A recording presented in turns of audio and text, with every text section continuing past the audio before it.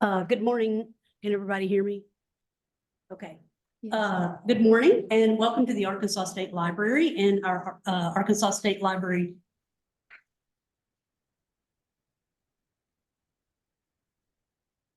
I'm sorry, I had to have someone show me how to turn the microphone on. Good morning. Welcome to the Arkansas State Library and our August board meeting. Just for the record, I want to indicate we're not going to be using the chat feature. We had concern after the last meeting about things that were showing up in the chat that people who were observing didn't know about. We have had some chat this morning that simply involved making sure that the sound was working. If you need to know anything more about that, we can talk to Ken a little bit later on, but we will not be using chat to have any kind of side discussions or anything like that in the meeting today. Again, welcome. I would like to let you know if you park your car in a numbered spot, either on the west or the north side of the building, please go now and move your car because you are probably parked in someone's parking spot unless you're in one of the marked visitor spots. The restrooms are located kind of behind me. You'll probably do best to go out the back door or back to you and then around to those. There is a sign-in sheet, especially for those of you who would like to be able to perhaps prove at a later date that you were actually here. If you're being paid to be here this morning, it might not be a bad idea to have proof that you did actually show up here. And I will indicate as well that we did not receive any public comments or requests to speak by Wednesday's 10 a.m. deadline. So we will not be having a public comment period as a part of this meeting. Board members, Can I ask a question?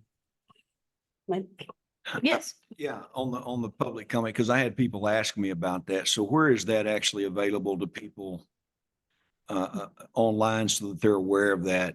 Because I know when we had previous meetings this year, we had comment from people in the audience. So where is that posted so people could actually have access to that? It goes out with the press release for the meeting, which goes out with the link. So do you have that actually posted on the Arkansas State Library Board website? So Yes. that people, because I doubt that most Arkansans get the press release. Right. It is on the website. Where's that at? It's under the About Us section.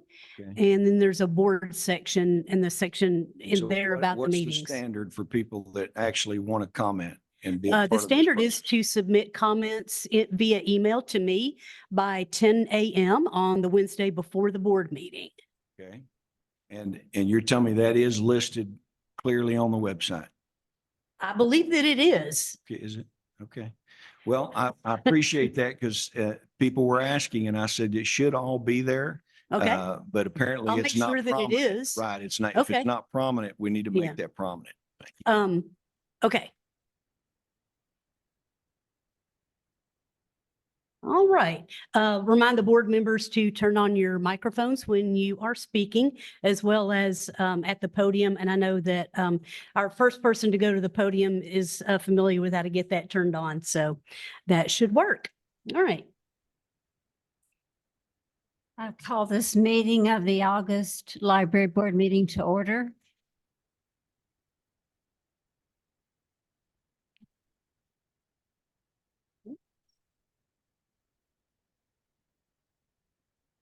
The first order of business are the minutes. Has everyone had an opportunity to read the minutes? Do I have a motion to approve the minutes? Move. Do I have a second? Second. All in favor? Aye. All opposed? The minutes have passed. Thank you. Okay.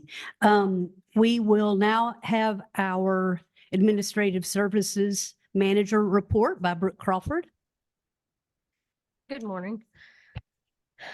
My notes are on B1, and the only thing that I wanted to update you on is the library technician for interlibrary loan position. I believe we're in the selection process at this point. And then under state closeout, we have submitted everything except the part 3 of the closing book, which is due August 30th, so it's not due up yet. But we will probably be getting that submitted this coming week. So other than that, that's all on updates on the notes. And then for B2 and B3 is as you know, we just finished closeout and started a new year on July 1st. So these reflect our new budget numbers for the new fiscal year. And that's it for me. So any questions? Okay. All right, thank you, Brooke. Under tab C1, these are our current standards for state aid to public libraries. C2 are our rules governing the distribution of scholarship assistance. And C3 is an example of the scholarship assistance application. All right, any questions from the board? Okay, item D1 is the list of public library systems qualifying for state aid. I do have one new thing to mention. I often highlight changes. This is a more recent change than when the board packet was actually posted.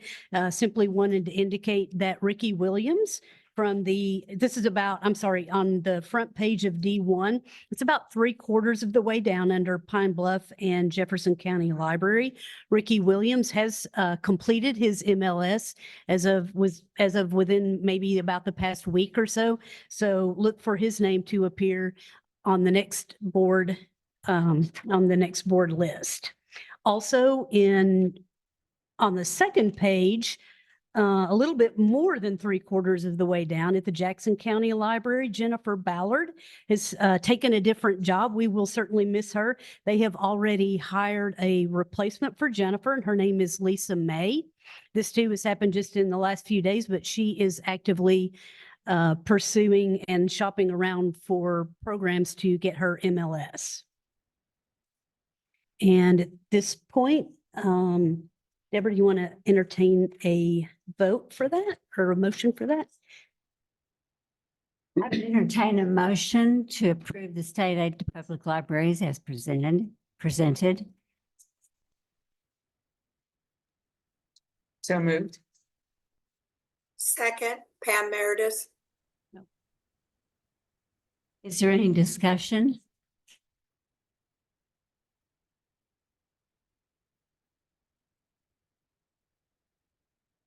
If not, I'll call for a vote. All of those in favor? Aye. All opposed? Aye.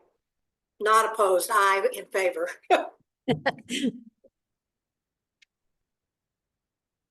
Then that motion has passed.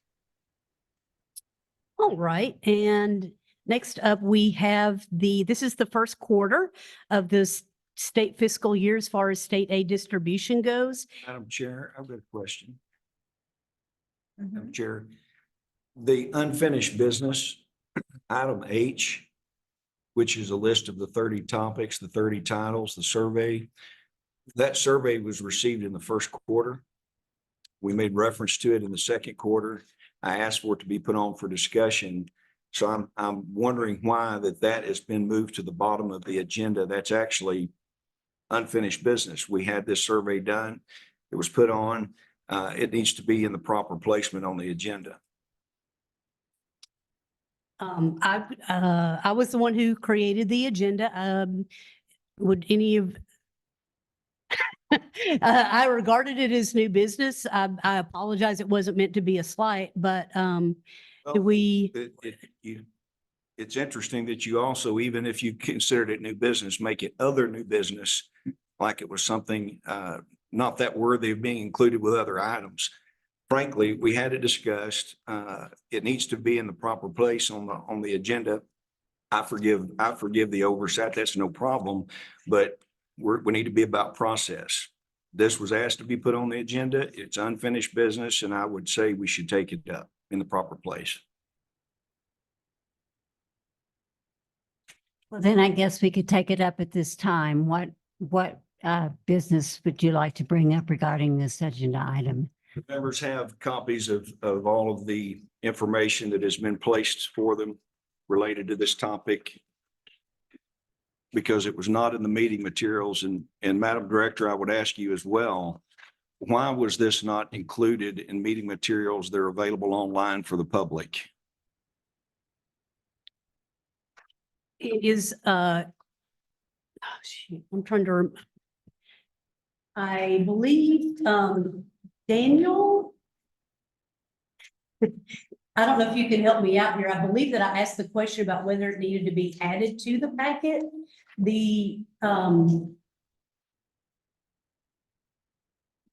spreadsheet had been sent out in April, so the board members did have access to it. It was not my understanding that I had been asked to include copies of that within the packet at the time that the Yeah. packet was sent out. And when you indicated that you did want that, we took care of that and sent it out.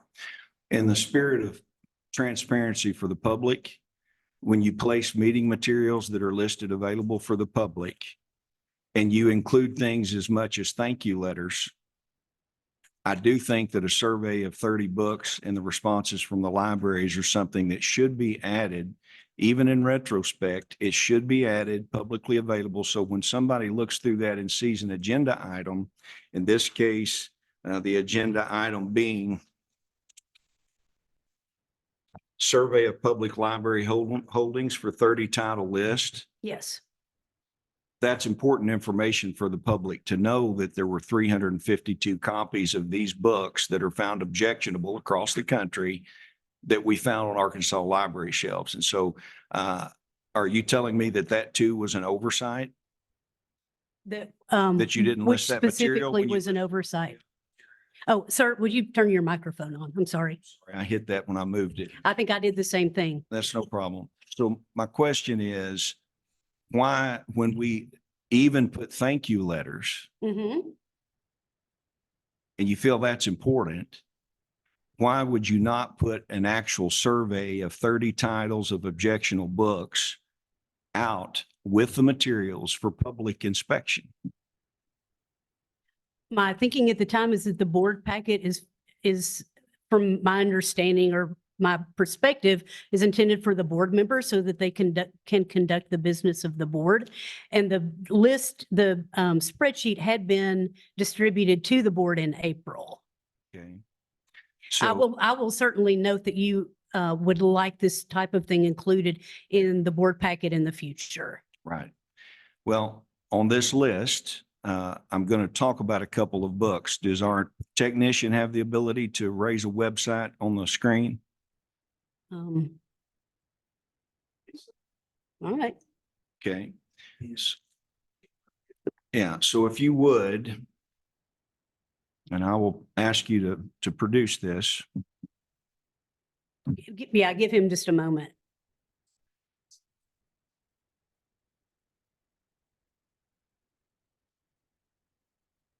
So during some of the last discussion, and Madam Chair, I'll just make this my statements on this list, and then we can have discussion on it as you normally do. But I wanted to pull this up, and there's a website which is probably the safest way to address this. It's called takebacktheclassroom.com. And if members here on the board, actually, I don't think you're pulling it up. So it's takebacktheclassroom.com. I don't know why that's not pulling it, but maybe it's Take back the classroom. so takebacktheclassroom.com.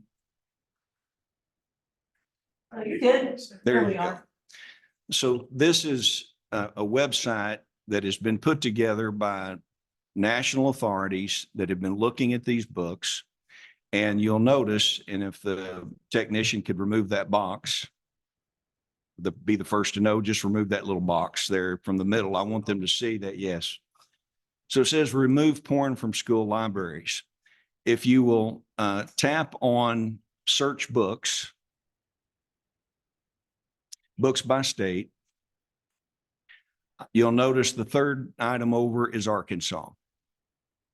If you would press Arkansas for me, and you can kind of scroll for them, sir. And what you see before you go too far, look over to the left. Not only are these school books, these 352 items being found on Arkansas public library shelves, they have actually indicated that these books are available in public school library shelves. If you see through here, you're going to see that they have research reports on many of the books that are on the 30 list of titles that we've asked about. If you could scroll down to the second item, sir, right there, All Boys Aren't Blue. If you'll tap that, what you'll see is indications of the ISBN number, et cetera. You've got information there. Scroll down just a little bit more for me. So right there, you'll see that there are pictures of these various passages that have been listed here for people. If you would just tap on one there in the middle for me, sir. All right. You may need to scroll up, and what you're going to see is this information. What I want to ask the board members, I think that one board member had mentioned that she had either listened to a book, but have any of you been able to read any of these books and are aware of the material that's in them? I have read part of some of the books. Okay. This book in particular, and if we need, and actually, I would be happy for one of the board members, if you think this is okay for children to have available, I'd be happy for us to pull that up for you and let you read that to us today and tell me if you think this is okay for public school children to have access to, or children in our libraries. Who is making this available to children? Do these experts? You have a report from libraries in Arkansas that say they have 352 copies of these available, of these objectionable books, including this book in particular. Does that mean though that they're holding them in places that children can access them? That's been part of the argument in Arkansas from the beginning, is that libraries are refusing to segregate the books away from minor children. And this particular book is in a public school library. I can't speak to public school libraries. Oh, I know you can't, but we all have sense enough to know that this has been identified in public school libraries as well as on our public school libraries.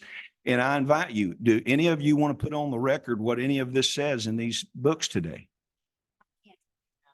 Okay, well, I'll read it for you since nobody wants to do it.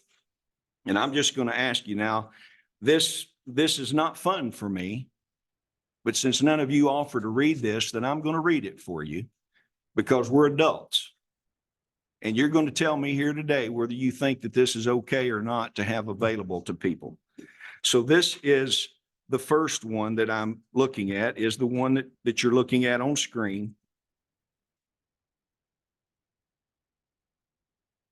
Madam Chairwoman, may I I've ask got a the floor at question? this moment.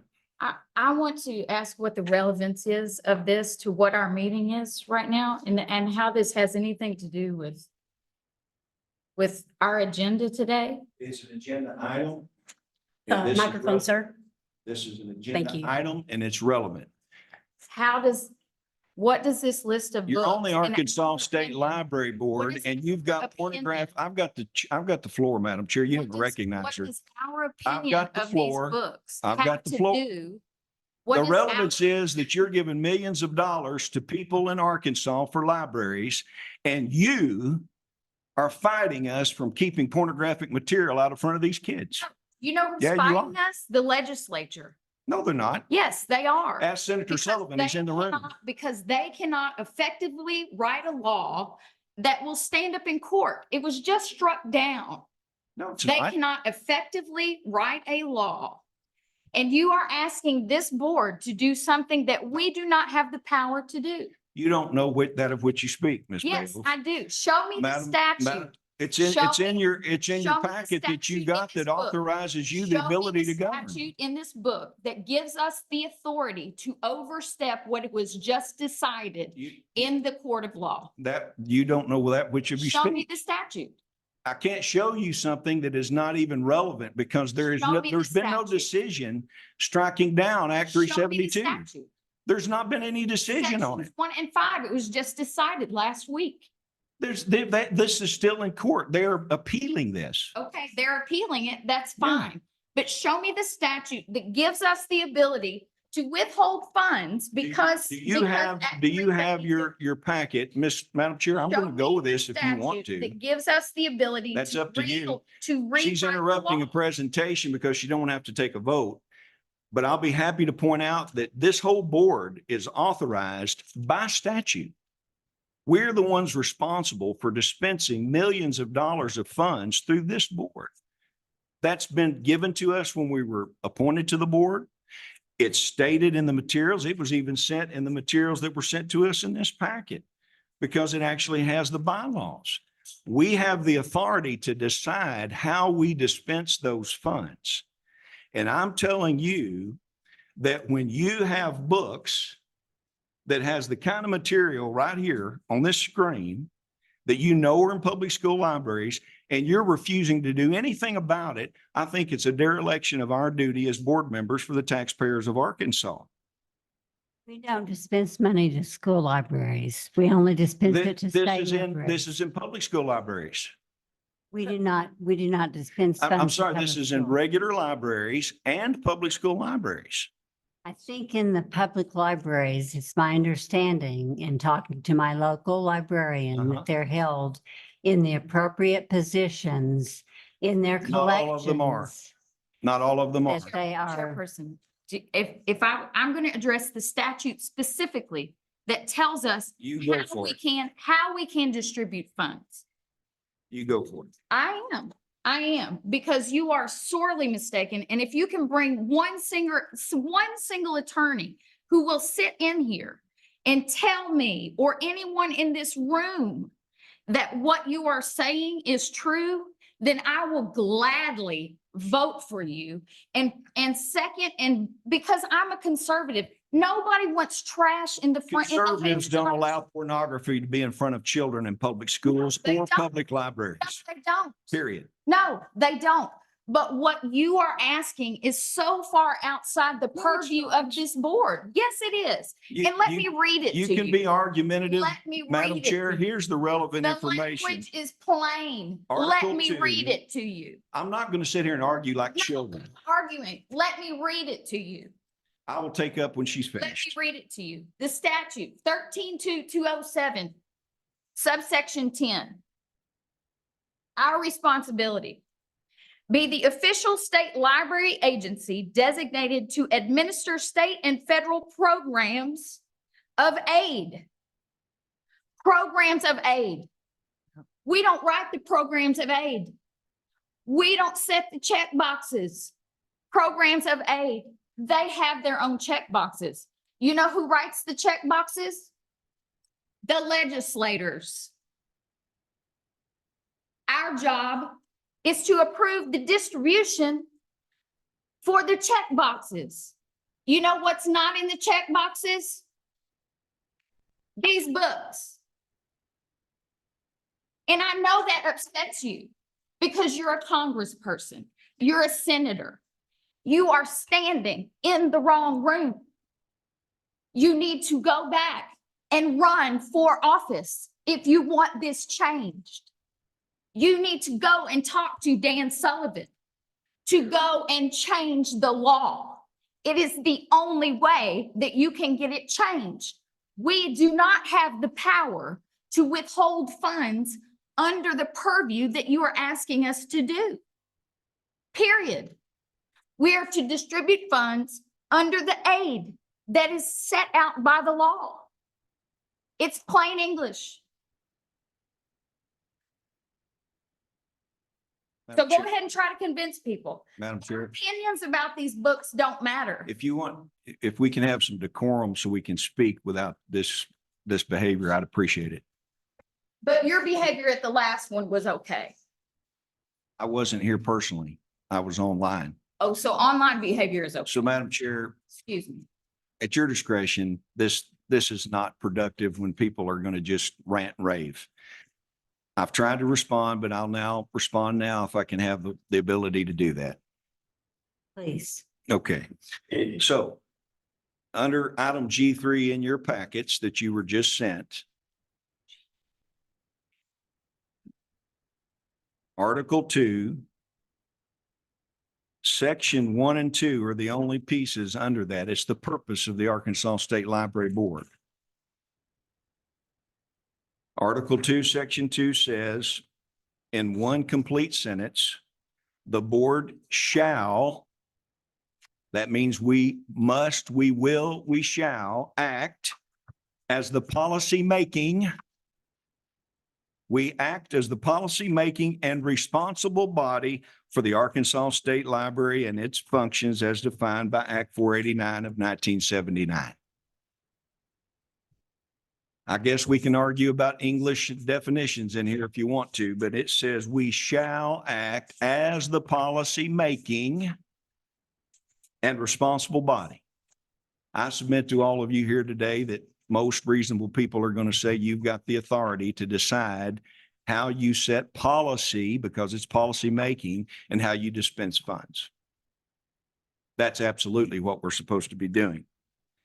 Now, as far as the books are concerned, if you place that back up on the screen for me, sir, I want to finish with my presentation on this because it's obvious that there's going to be some people that don't want the people to hear the truth.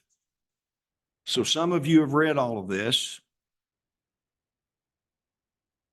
Here's just an example of some of what's here. And unfortunately, I'm not on the actual internet here, so I'm going to have a little trouble on this myself.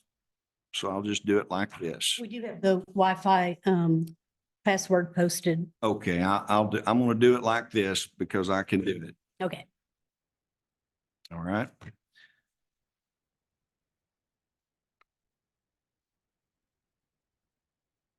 This is posted publicly for people to view.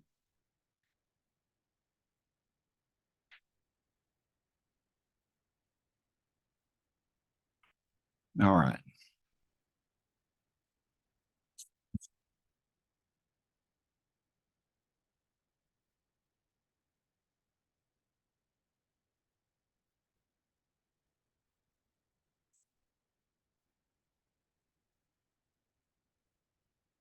This is page 201. You can go over to it. All of this is accessible to you. I actually have posted a link to this on my own Facebook page so that the public does have the ability to go find it. This is it from the book, so it's not a quote that they've taken out of context. They have it highlighted in the book. This is just one passage from it. This is,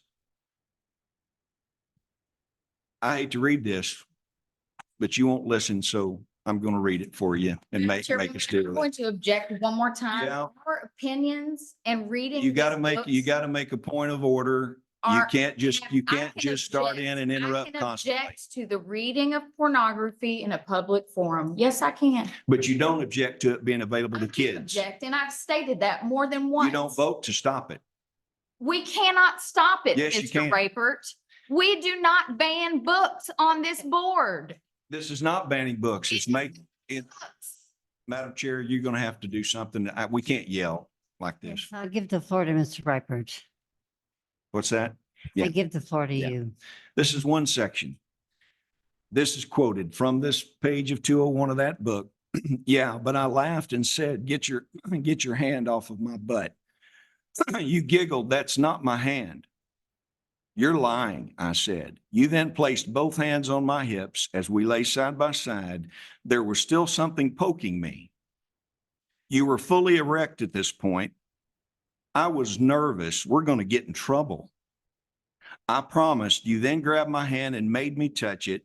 It was the first time I'd ever touched a penis that wasn't my own. I knew that was happening, wasn't supposed to happen. It goes on and on.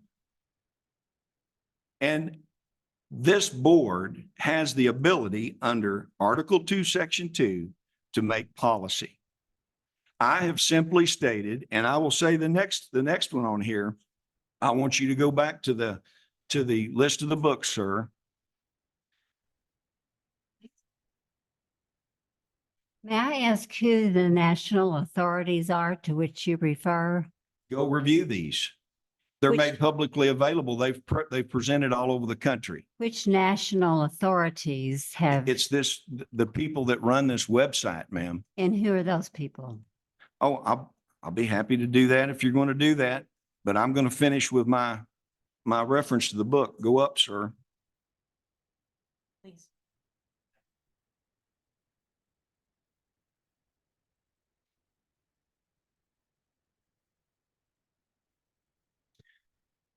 You'll pull up on the screen there, just scroll down.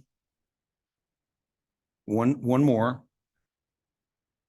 Go down further. I'm going to the G's. There you go on the left, genderqueer. So pull that up.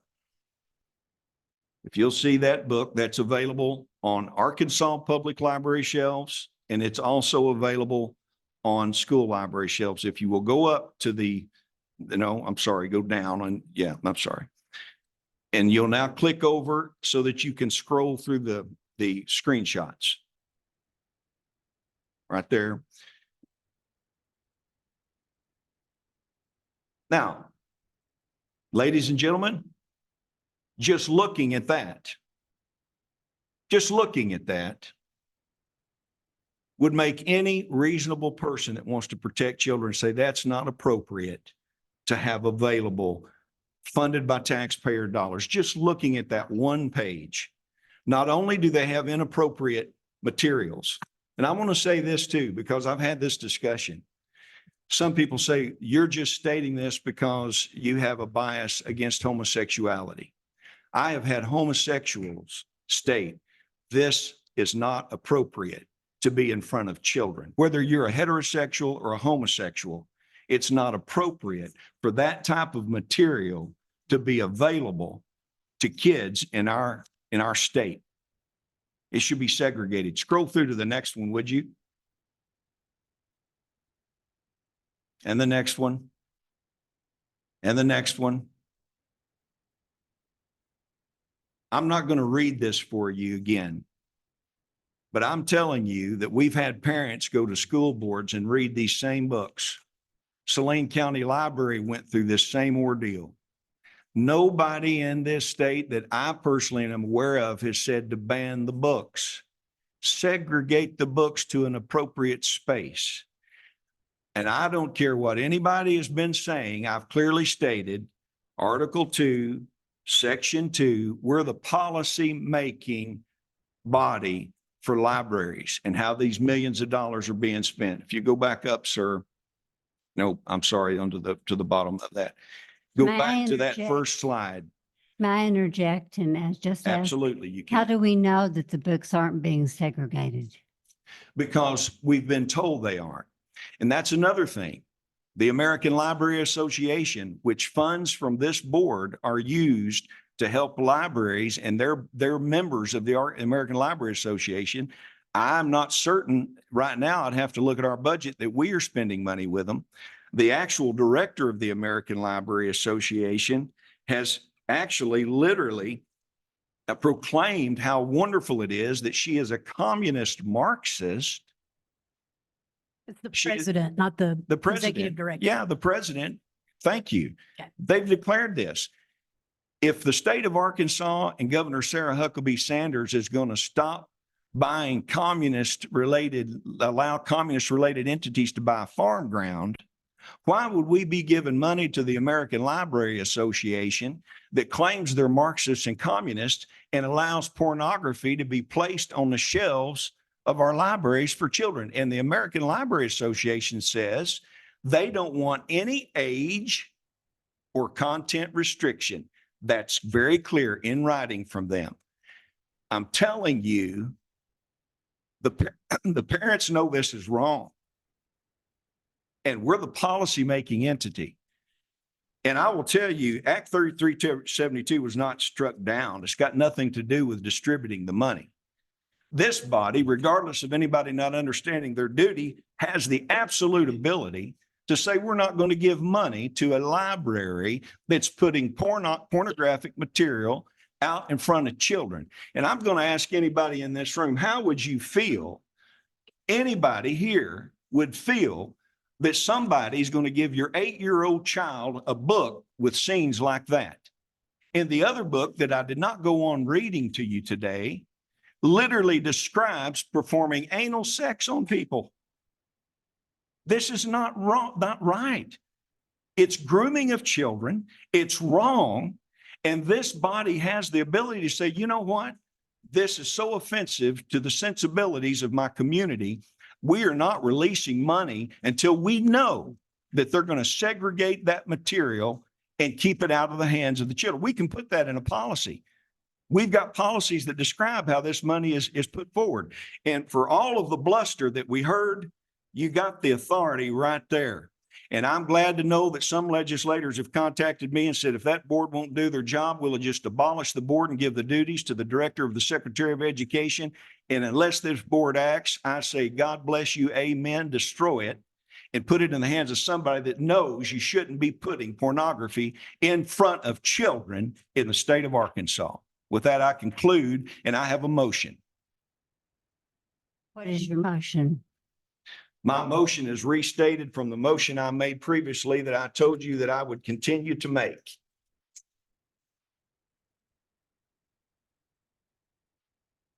I'm going to read it for you so we don't get it wrong. I make a motion to suspend all distribution of funds or payments to any library actively suing the state of Arkansas or Arkansas taxpayers pending the final outcome of litigation in state or federal courts. The State Library Board will ultimately decide how to handle the disbursement of any withheld funds at the conclusion of any pending litigation. Do I have a second to that motion? I object to the motion. I believe the motion is outside our purview, and I believe the motion should be withdrawn from the floor. Your opinions are duly noted. Is there a second to the motion?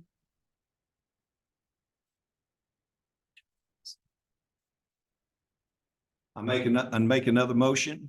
I make a motion that the Arkansas State Library Board withhold funds from any library in the state of Arkansas that makes available any of the 30 titles that are on the list in that survey until we have been given proof that they are segregating those books from the access by minor children.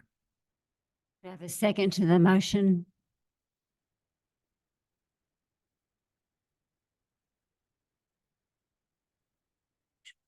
Failing a second, the motion fails. Is there an opportunity for comment? Yes.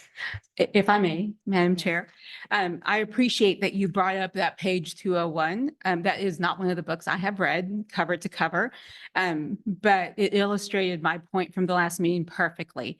I didn't write verbatim, but you said, I told you not to. And that's exactly what I told you. Yes, these passages are atrocious. There is one of the books that I could not continue because I was molested as a 7-year-old. It's terrible. And it brought back all that pain. The reason I share this is because we do have policies in place. I went to 2 separate websites of libraries, and they have a reconsideration of library materials. So there is a process, there is a policy, and also all of these materials, the ones that I was able to get, were in the teen section and not in the young teen section. They were already separate. So my argument, and I thank you because I told you not to, is exactly what our students need to hear. As I stated last time, when somebody has not lived physical or sexual abuse, they don't know what it's like. These behaviors are normalized. And so for some students, these books are exactly the access point to go, wait, what happened to me is not okay. Let me go get help. You and I are not the target audience. Well, maybe I am. Right? Because it was a refuge. Somebody in one of our clippings, they said that. We are providing a space for people who may not have a space. And I assure you, I work with a lot of librarians. I too have worked in libraries. I am not handing books to children to harm them. It is truly about caring about children. Are there some that are atrocious? Yes. But there are already policies in place. And if somebody, you're saying our community and you're saying our whole state. What Central Arkansas needs, what one library needs, what Horatio, Arkansas needs, they're different. And there are policies in place. So I do not understand what the issue is with calling us groomers when that in fact is not the case. And we've made that abundantly clear. Thank you. First of all, Madam Chair, may I speak? Pamela Meredith. Yes, ma'am. Thank you for saying that, Loopy, because I had thought that myself, that maybe those passages displayed were taken out of context, that many of these books are used for educational purposes to act as a deterrent to sexual abuse or grooming. So I appreciate you saying that, Loopy. I also agree with the fact that collection development is made at the local level through the local library boards. And there is a little thing called the First Amendment, okay? And freedom of speech is included in that. And in order to have a freedom to speak, you must have the freedom to listen. And along with that is the freedom to write. And in order to have the freedom to write, you must be able to have the freedom to read.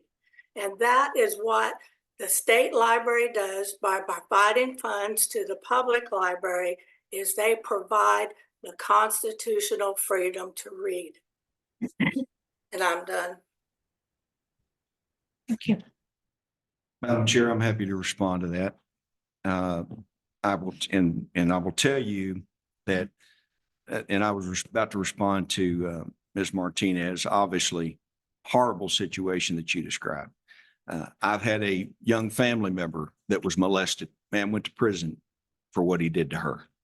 And you can never really restore and repay that, even by prison term. And so I absolutely, everything that you've discussed, I agree in the terms of a counseling situation. Simply turning anybody loose with books like this, especially the genderqueer book, which you saw in front of you, that is not guided, thoughtful conversation with a young person in that situation. These books, these 30 titles, again, I made a point of these particular two books because they're not only on the list of the survey, they also are in public school library shelves, according to the reports.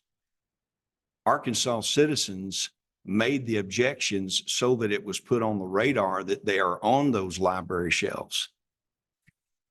And I'm telling you that this body of 7 people was given, according to the statute, policy-making authority and is the responsible body. When we give millions of dollars to libraries or any entity that you know is not guarding those collections and keeping those books for minor children, that falls at our feet. Every single one of us. It's wrong. These 30 books have been well documented. They've even have them, as I say, I'm using a third-party resource for use. Jason Rapert's not saying this. Jason Rapert didn't quote all of this. I'm literally pointing to these sources. And I'm telling you, and everybody has a chance to make their votes or not vote. Every time you don't vote, you're voting to keep this kind of stuff out there. Every time you don't make a motion, you are telling the state of Arkansas you're okay with these books. When you fail to respond, I've given this body 2 quarters to do something. The misstatements of law, the misstatements of process, all of that, I'm sorry, that's just part of public debate. But you can't argue that right here in black and white, we're the policymaking body and responsible body. I've asked you to withhold funds pending the outcome of litigation. You refuse to do it. I've asked you to withhold funds from those libraries that have these books at their, you refuse to do it. My last motion for today is that the Arkansas Library Board withhold any funds from any library that supports the American Library Association, and that we also stop funding the American Library Association as the Arkansas Library Board. That's my motion. Madam Chairwoman, may we have discussion? I need a second to that motion first. Does anyone want to second that motion? My understanding, we can have discussion before a second. Okay. The entire law is written by approval from the American Library Association. The basis of the approval of every county library is based on ethics, based on the American Library Association. If we withhold funding because we don't like what the American Library Association is doing, we are gutting the entirety of the law. Who are we if we do not follow the law? And it is ironic to me that the only lawmaker on this board is the one suggesting that we do this. That's because I understand it. So you're suggesting that we just ignore the entire law? Madam Chair, I'm suggesting to you, the American Library Association says they absolutely oppose any age or content restrictions. We have a problem with content inappropriate for children being made available to them. We also have the president of the American Library Association declaring to the whole world that she is so proud to be a communist Marxist person. And in this state, when we're stopping communist Marxist entities from owning farmland, but yet we are complicit with an American Library Association that has someone leading it that declares they are for this and allows pornography to be put in front of our children, I am saying we should take a stand. And to be very, and again, I'm not trying to be elementary here. The American Library Association and its unelected body, never one time did the people of Arkansas vote to give authority to the American Library Association to run our laws. Never one time. We elect state legislators, we elect congressmen, we elect U.S. senators and other people. And to think anybody would come in here and defend the American Library Association as a communist Marxist entity just blows my ever-loving mind. And it also disappoints me, disgusts me, and embarrasses me that we can sit here and show you material and none of you actually feel strongly enough about it to say, stop this. I'll conclude my remarks. I think we fully discussed this item, Madam Chair. One response, if I may. The statement was made that in a counseling session, I don't know the last time any of us have actually tried to pay for professional therapy. It is very expensive. It is very difficult, even for people who do have insurance. And so, again, I reiterate, you bring up an excellent point. Yes, in the therapy session, this would be appropriate. However, it's not about just giving things to students and grooming. Groomers are the ones, I believe, trying to oppose these books because they would like for children to not know that what's being done to them is wrong. I'm not saying that of you, but I am saying that people like to hide in secrecy. And so the best way to keep victims quiet is by not giving them access. So your point was that professional counselors, but a child, when I was 7, I did not have access to that. It took, and even now I have, and it took a lot of money, a lot of appointments, a lot of missed work. And so we, again, are going back to speaking from privilege, not from what truly is there for students, I'm sorry, because you have to tell me, what do you mean speaking from privilege? that we have access to healthcare, that we have access to come here and not lose a day of pay, that we have access to a lot of things that some children don't because of their living The conditions. state of Arkansas has multiple programs, mental health counseling, counseling for students. We have mandatory reporting of teachers that are to report issues.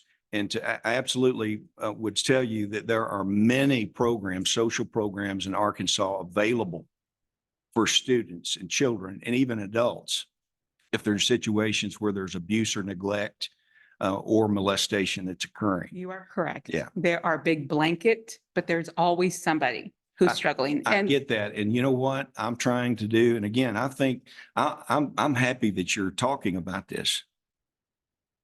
What good public policy is it for us to allow millions of dollars to be sent to libraries that fight the legislature, the governor, and the majority will of the people to say, keep this material in a segregated section? Nobody's saying to ban it. We're saying to keep it in sections away from these children.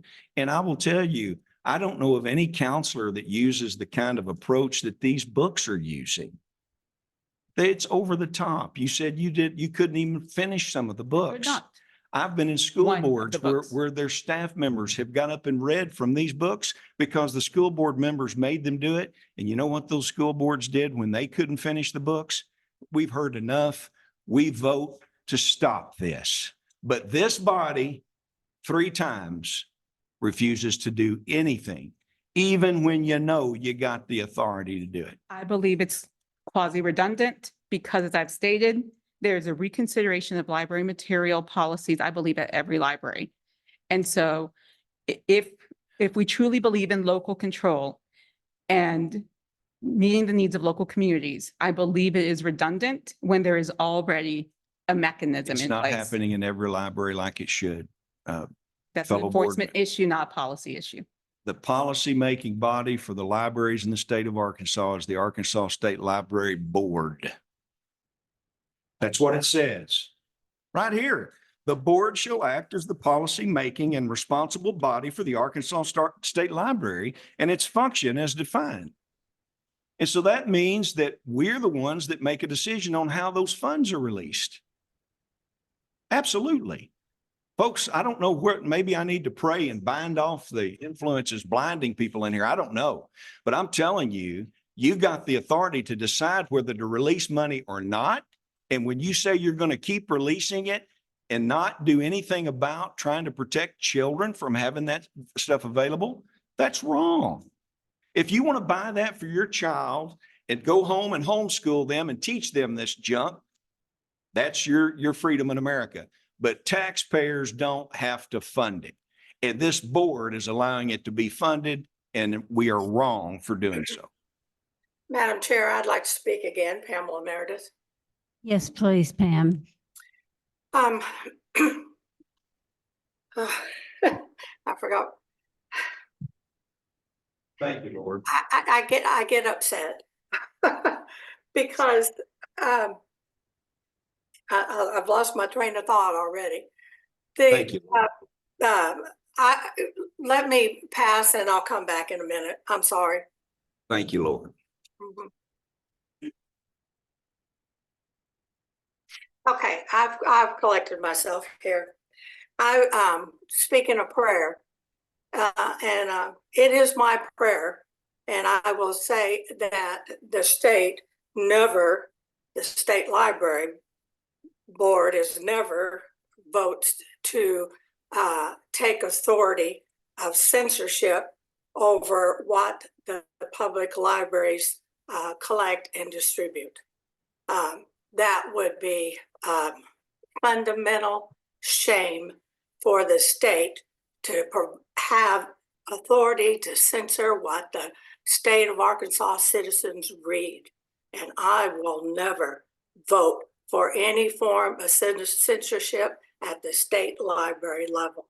And that is what you're asking. And I will never vote for that. Madam Chair, thank you. I've never voted for censorship either. I've said to segregate the books away from children who are not, have the ability and need to have access to that sort of thing. So only thing that's happening here is you're not voting for decency. You're not voting on censorship. I still don't have a clear understanding of how libraries deal with this situation. It was my understanding that the libraries are exercising their ability to segregate books as they deem necessary. You'll find that in some of the court pleadings that some of them refuse to do so Which court pleadings would those be? with Act 372.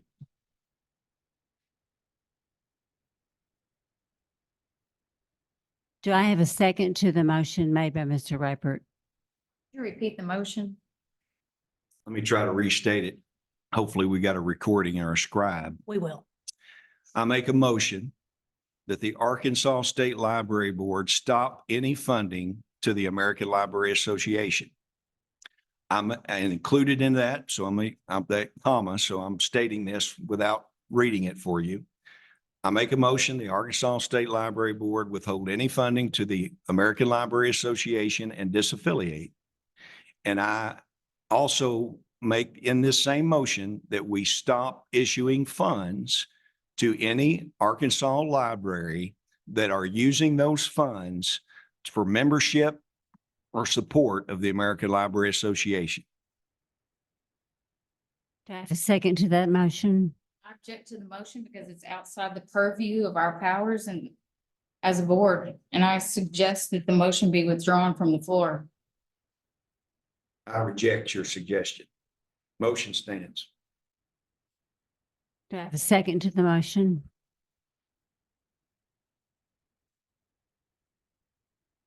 Is there any further discussion? All in favor of the motion?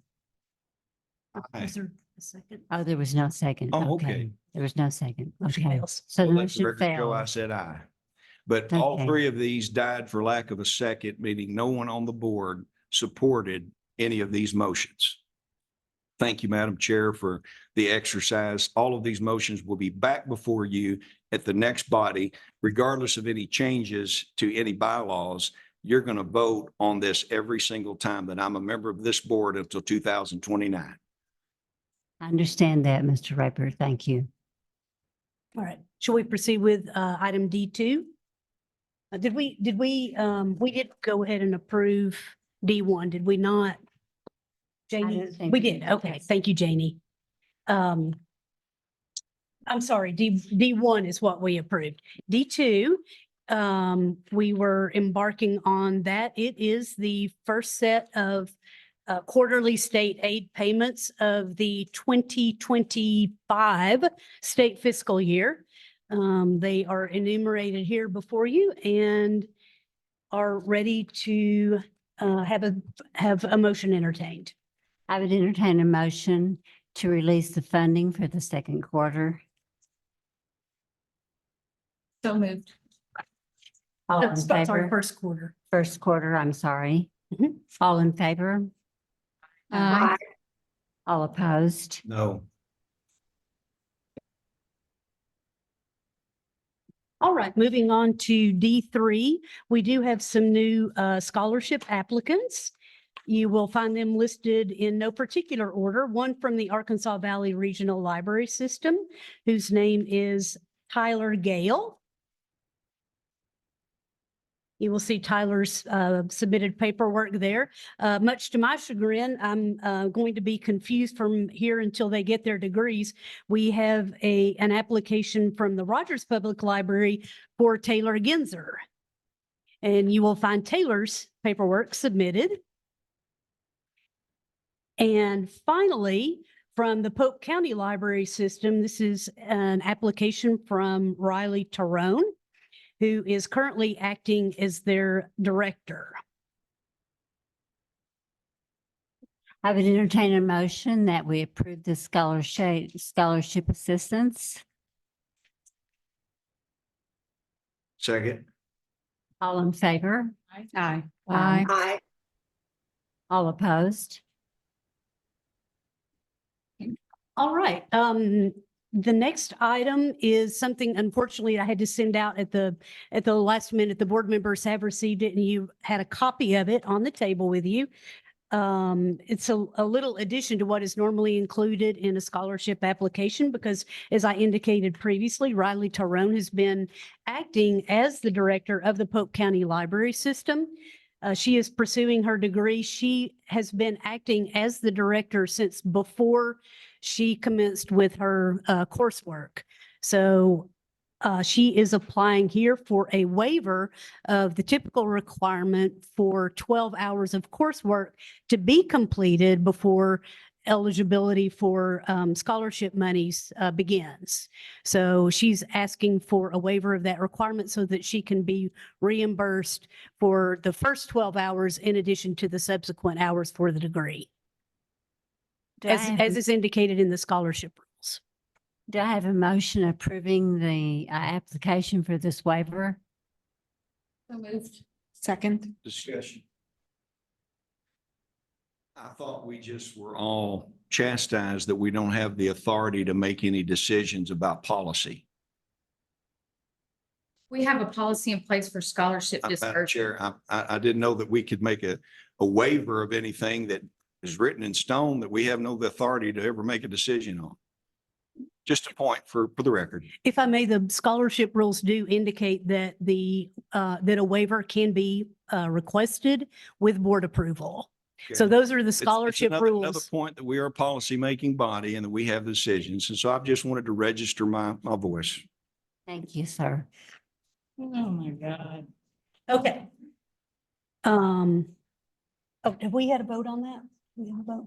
Oh, we have not voted on that yet. Okay, everyone in favor of that?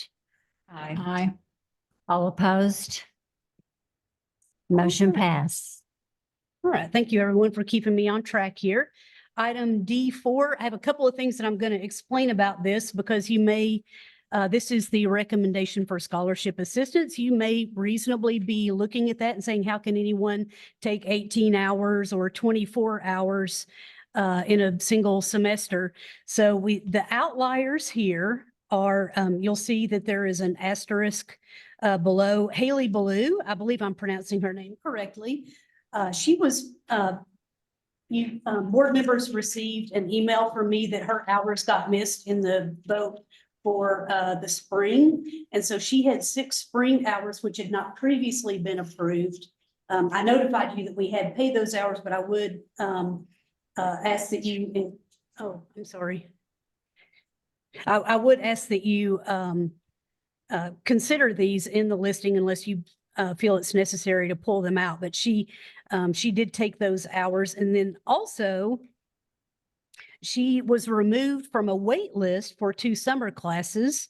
And so that added 6 more hours to those that were previously unapproved. And the final 12 hours of that are for the upcoming fall semester. So most of these hours are for this fall semester. Other exceptions include our 3 new scholarship recipients. Taylor Genzer is in the process of completing 6 summer hours and does plan to take 6 hours in the fall. The very same is true of Tyler Gale, 6 summer hours and planning to take 6 in the fall. And finally, Riley Tyrone, the 12 hours completed because we did approve her for that waiver, as well as 6 hours in the fall. So that is a total of $20,250 for scholarship reimbursements. I would accept a motion that we approve this recommendation for scholarship assistance. So moved. Is there a second? Second, Pam Evers. All in favor? Aye. Opposed? The motion passes. All right, item D5 is for information only. It's a listing of all of the scholarship payments that have been made since we've started the program in 1977.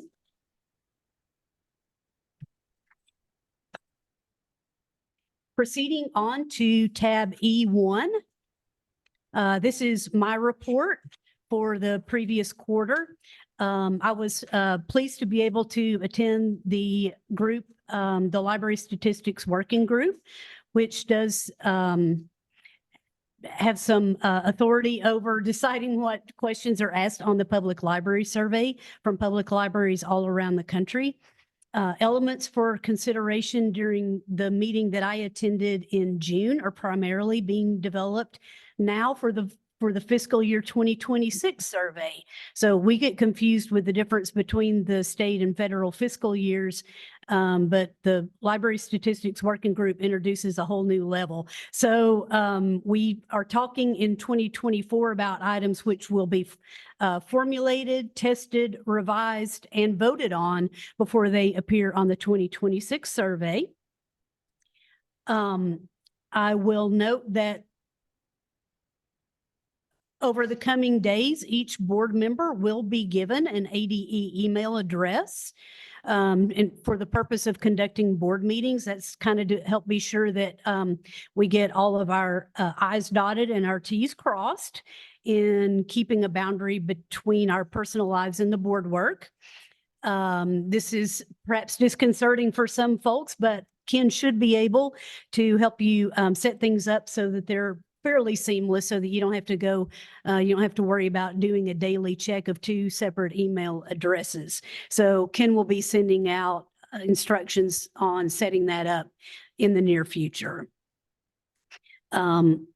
Also, the Arkansas Department of Education has adopted a shared services model for HR within its divisions. That happened in June. And so we are working together with the larger ADE to make sure that our onboarding process is smooth, and it will be getting much better. It's just we're working to get there.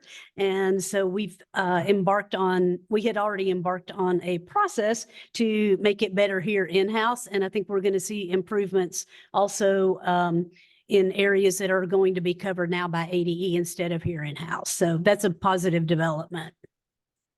And just for my future meetings, on my own dime and time, I'm going to be attending the National Book Festival. It's always a delight. And because of the likely retirement of a particular staff member, I will be attending in person the Library Services and Technology Act Conference in September, so that I am up to speed if we have any sort of gap in service with our LSTA coordinator in the future. And as well, I will be attending the Chief Officers of State Library Administration's annual meeting in Huntsville, Alabama in October. And at this point, I will pass the microphone to Kristen Cook for section E2. Thank you. First, reporting on public library data. Arkansas data generated from the annual public library survey was due to the Federal Institute of Museum and Library Services on July 19th of this year. The data is now going through a multi-year process of imputation, validation, and publication before it appears in the federal portal that provides access to citizens of the U.S. states and territories. If you would like to see what that data looks like in its current iteration and the published data, I provided a link to the search and compare tool that's made available by the federal government. Now that the data has been made its way into the federal portal, I will begin creating need-based analytical reports on the data that we receive from the public libraries in every category that we measure. We typically, right now, we are focusing on KPIs related to broadband infrastructure. The incoming funding available through the BEAD, the federal BEAD program, which is broadband access, a bunch of funding that's coming through to the state of Arkansas. We have figured out the hard way that we need more data on how the level of access that public libraries have to broadband, the needs that are available, and the limitations that they have, that they experience when they're pursuing a speed that is appropriate for their needs. So we are working to amend the current data elements and sending those through a little bit of testing with folks to identify information needs that aren't currently being met by the PLS. I ferry those on over to Amber, who is our E-rate coordinator, who works closely in conjunction with the Arkansas State Broadband Office. 2022 public library data was used to contextualize the current state of broadband for public libraries as anchor institutions. If you are not familiar with anchor institutions in broadband, those are just key points, hospitals, colleges, public libraries, schools, in areas where we try to get the infrastructure to, and then it spiders out from there. So public libraries play an important role in the broadband infrastructure. Looking at that 2022 data that we did collect, 25 libraries in various geographic regions, there was really no rhyme or reason. You couldn't say in this area of the state, people are doing better than in another. 25 libraries reported download speeds of less than 50 megabits per second. Those 25 libraries also reported that even if better speeds were available, they didn't have the funding available to increase the speeds. Looking at the data at large, we were able to kind of ascertain that irrespective of attendance, geographic footprint, population service area, 1G was still not enough to support libraries. So right now with BEAD, 1 gig of broadband access is the floor, is the ceiling. For what we hope that everybody has at least a gig. I'm not great at metaphors. So we hope that the hope is to get everyone to at least 1 gig. What the data is telling us is that because of the delivery of digital services and then also the demand from the public, 1 gig still may not be enough for libraries regardless of where they find themselves within the state. A notable insight that emerged from 17 libraries that serve the Arkansas Delta revealed that those libraries are heavily utilized and still report less data access than the 17 libraries that reported 50 megs. So that's critical. We have a whole section of the state that are using their libraries, accessing their libraries, and their libraries don't have access to good infrastructure. 7 libraries reported 1 gig and that was insufficient. There was also no rhyme or reason to whether or not 1 gig was sufficient. We saw that in our mid-arc system, which is a very large system. And then we also saw that in Farmington, which is on the outskirts of the booming metropolitan area in Northwest Arkansas. So the conclusions were that the increasing landscape of digital services within libraries and the increased need and usage of broadband by members of the public, we're on track to give the broadband office information that they need to advance infrastructure for public libraries. There is a table with all of that stuff in it below my comments. Moving to departmental staffing, each of the department or project managers that report to my office are all now fully staffed within their leadership positions, which I'm very happy to report. The most recent fill was with our statewide sharing and engagement coordinator. We have offered that position to Taylor Hart McKinney. Ms. McKinney will join us on August 19th. She has worked in public and academic libraries and has a skill set that makes her perfectly appropriate to do great things with the Mockingbird platform. I attended the BEAD Digital Opportunity Conference that was offered by the Broadband Office in Hot Springs.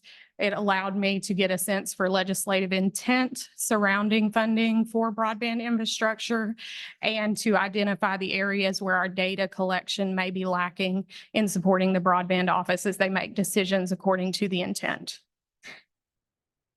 that is all I have for my section. If anybody has any questions, I'm happy to answer. Thank you.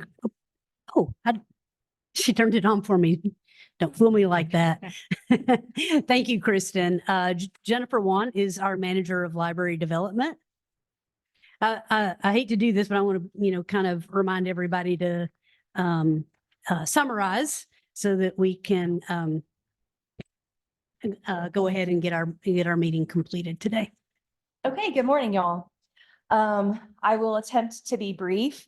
It has been a very busy quarter for the library development team. So I will try to highlight one or two items from each report. I will be reporting on E3 through E7 this morning. As a reminder, the library development team works directly with the public libraries in the state of Arkansas. We provide guidance and support on statewide projects. I'm happy to answer any questions about anything in the reports, whether or not I touch on it or not. Okay. I've been a road warrior for the last quarter, 10 trips around the state and visited 12 different libraries. So I always love getting out on the road, but it's been a very busy quarter. The Little Free Library project that you'll see in my report, that is a leftover project that we're wrapping up that was funded with pandemic funds. So we will be distributing 10 Little Free Libraries to public libraries throughout the state. There's an application process. It closes August 15th. We have some good applications so far. Those can be placed on library property or somewhere in the community. We have a lot of applications for rural areas that are underserved to place those libraries there. We are having a mini conference for public library directors September 25th through 27th here at the State Library. Currently, we have 41 public library directors registered, and there is a waiting list. Unfortunately, we can't really go much more than that because of the limitations of the size of this room, which is where we'll be. Any questions on my report? Okay, moving on to Karen's report. We have just finished up our If All Arkansas Read the Same Book tour with Patty Callahan Henry. We had great attendance at all of the events. We did 3 in-person events, one in Gravett, one in Arkadelphia, and one in Conway. Thank you, Lupe, for coming out to that one. And then we had a hybrid event yesterday. So we had great attendance at all of those. I believe every event had at least 50 people attend. So particularly in locations like Gravett and Arkadelphia, that's a really nice project for us to be able to support with them. Jennifer mentioned the National Book Festival just a second ago. That's coming up in 2 weeks. The theme of the National Book Festival this year is Books Build Us Up. We will be having, we received a stipend grant from the Library of Congress through COSLA to do a local programming grant related to the Books Build Us Up theme. So that'll be next week. We will have a Zoom meeting. Our great reads authors this year that we're highlighting at the National Book Festival are Eli Craner and, oh gosh, forgot her name. Kathy Melvin. Thank you, Karen. They'll both be with us on Zoom next week for that event. That's August 13th at 4 p.m. You can register for that on the Arkansas State Library website. We also usually debut our new Gems poster at the National Library at the Book Festival every year. So all of our board members have copies of the new poster. The Gems list is a list of about 20 books published within the last year that we recognize as Arkansas Gems. Either they were written by an Arkansan or have a relevant theme to the state of Arkansas. So I was going to debut the poster here, but I'm unable to open it. This is actually our 20th anniversary to have an official Arkansas Gems list. So the poster this year, we went with a a theme where we highlight some of the history of the Arkansas Gems authors. So in the border around the outside, those are authors that have been recognized, some of Arkansas's best authors that have been recognized on GEMS lists in the past, their names on there.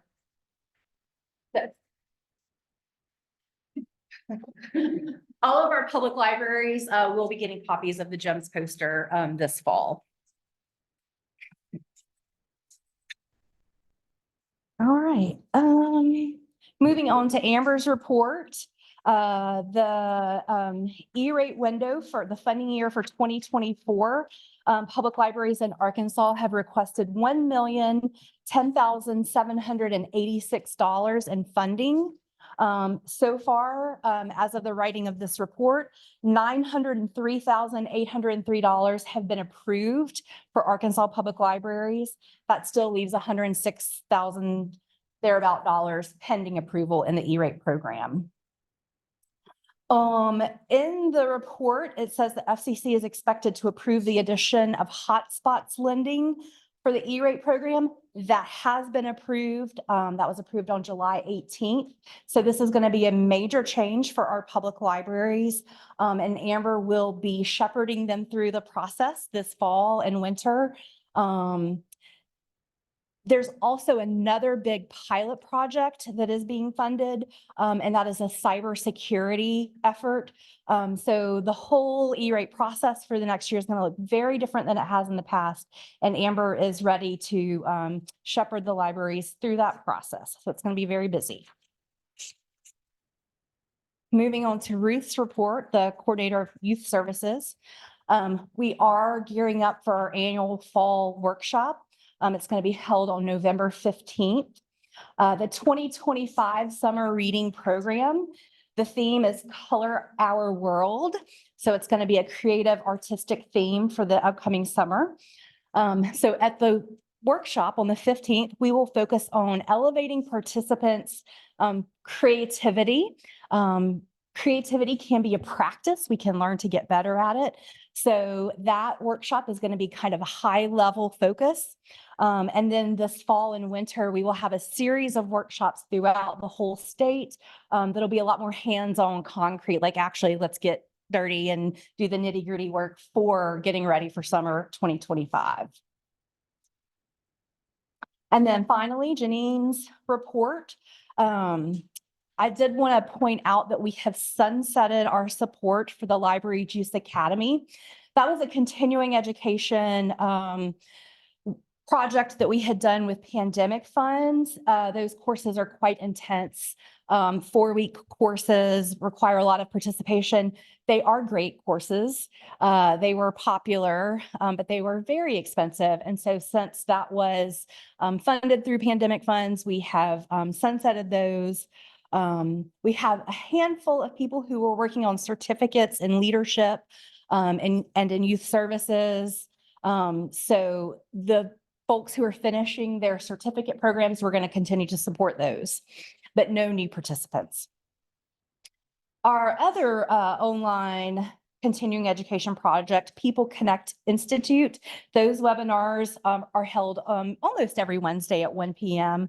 That usage of those continues to be very high. Those are all on our website, so you can see the offerings that are coming up. And then, of course, they're available for any library worker in the state of Arkansas, so they can register for those. And they also have access to the whole back archive of all of those webinars.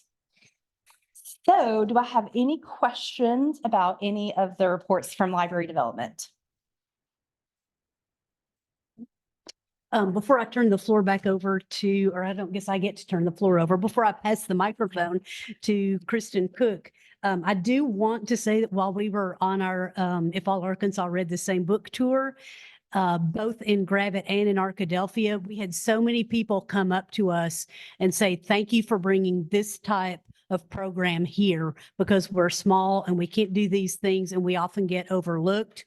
And so it was heartening to hear that and to hear the thanks from people who live, not just from the libraries, but from people who actually live in the areas. Kristen, would you like to cover the statewide sharing and engagement report? and thereafter as appropriate. Yes, thank you. Currently Mockingbird, as you know, if you're a repeat visitor to the board meetings, Mockingbird, the statewide virtual union catalog, which unites network libraries to share and provide a single search platform for the sharing of resources, is currently and has been for about a year now administered by our Center for the Book Coordinator, Karen O'Connell. Karen O'Connell has drafted this report. The position is currently vacant, but how it will be filled, as I mentioned earlier, by Taylor Hart McKinney on August 19th. So I'm sure Karen is excited, and I'm excited to welcome Miss McKinney. In her work coordinating Mockingbird, Ms. O'Connell met with members of the White County Library and together came up with a question, which is where all great services start. That question was whether or not we could use the virtual union catalog platform to circulate book club kits. Book club kits are very costly. It's a very costly program to administer. You can't buy one book club kit and support your book clubs indefinitely. So you're always having to buy 15 copies of the newest, latest, greatest, and then you have to buy enough kits to support all the book clubs in your area. So it's a heavy investment for libraries, and kits often have a short half-life on their popularity. So what their question was could we utilize the virtual union catalog to steward our resources in a way that allows us to share book club kits across the state? So right now, that is on pause. But when Ms. McKinney gets here, we'll kind of start looking at how that would look within the platform. For those of you in the library world, you understand the complications that could come from circulating things like that. For those of you not in the library world, it does require a lot of thought when it comes to how we apply metadata, how we apply the searching functions within the platform and the system. Looking at the statistics for Mockingbird, as is typical for most people in July, people flag in July. So we often see a dip in enthusiasm generally as temperatures heat up and people get weary and ready for school to start again. So we did see a dip in the amount of loans made for Mockingbird. I'm not alarmed by that. It's pretty typical for usage in terms of interlibrary loan. A lot of the time people are engaging more with programming in the summer. So if they can access what they need to access as they come into the libraries, then they're less likely to utilize interlibrary loan. Should that dip continued, we'd want to dig into the patterns and try to find some sort of association with that. Unique ILL requests were still pretty strong, considering that July is a lesser utilized month for interlibrary loan sources. So that kind of buoys my confidence that we won't see that dip continue. Arkansas Center for the Book staff and Information Services staff met to discuss the possibilities now and in the future for developing supplemental resources that allow us to round out and create a more in-depth experience with the programs we have. So if someone comes to an If All Arkansas Read the Same Book program and the book references World War II, what resources do we have in our collection that could give citizens a peek into what it was like in Arkansas during World War II? And the fact that we share our catalog with the archives can make that an even richer experience. So if you're a history buff, that's an appealing project. There were site visits, meetings, and trainings that occurred in the support of Mockingbird. If there are questions, I'm available.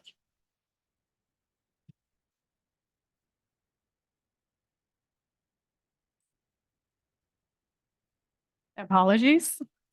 I am also reporting on behalf of Christina Hancock, which is E9. She is our manager of the Arkansas Library for the Blind and Print Disabled. The Library for the Blind is currently wrapping up a Braille recycling project. The Braille recycling project is more intensive than you would imagine. Because those are federally provided resources, those have to go through a system called Access, which means they have to be offered up to all the other libraries for the blind. People have to have a certain amount of time to claim them before they can be legally processed and recycled. They are also working to create a distinct, similar but distinct logo for the Library for the Blind and Print Disabled, as is the standard among other national libraries for the blind and print disabled. Circulation in the last quarter, about 74% of that was conducted through direct mail, and about 26% of it was conducted through downloads for BARD.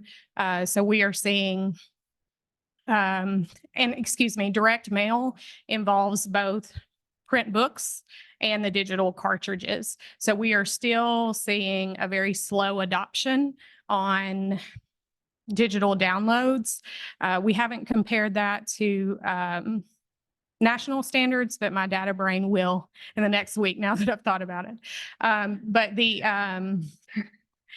cartridges that go out, they have to go out and come back in, and they can circulate 20 to 30 books on a single cartridge. So when you think about how that comprises 76% of what is a pretty high circulation for a library for the blind to begin with, that gives you a sense for how much our blind and print disabled community is reading in Arkansas. So that's pretty great. We have 2 readers advisors in that library.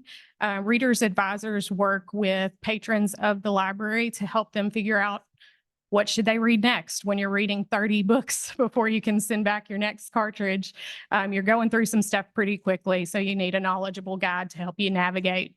They talk to them about what they like, what they don't like, if they want certain themes, if they don't want certain themes, and then they help them build their next cartridge. So it's kind of like having a concierge. 21,591 sessions of Readers Advisory took place in the last quarter. I cannot tell you how much work that is for 2 people. BARD is the downloadable readership program. BARD is funded by the National Library Service, as is the rest of the Library for the Blind. We have 1,078 members registered for that, and 39% of those registered users are active users. So what we need to get a sense for is whether or not that's just not the preferred medium for patrons in Arkansas, or if there's something that we can do to make that process easier for them. Outsourcing Braille continues because our mail delivery of physical Braille books is so low. It does not make sense for us to maintain a physical collection here, thus the recycling project. It doesn't make sense for us to maintain a collection here. So we are currently outsourcing that with a library in Utah, and it is cheaper than maintaining a collection here. It gets our patrons the same things that they need, and it's still working out really well. So we're going to continue that. In September, Christina Hancock and Natalie Marlin will attend the NLS Biennial Conference in DC to get up to speed on policy and procedure changes related to the NLS program. If there are questions, I'm available.